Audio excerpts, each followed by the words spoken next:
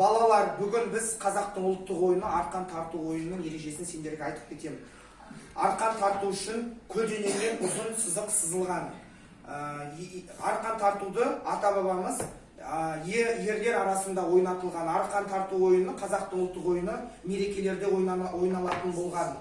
Арқан тарту үшін екі шеті түйілген жіп немесе арқан керек болған.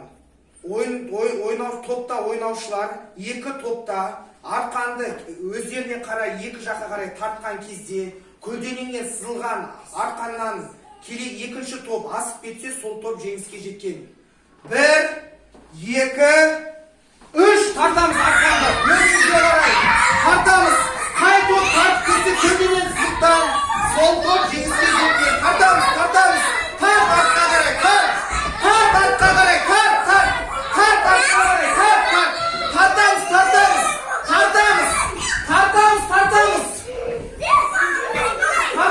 Тартамыз артқа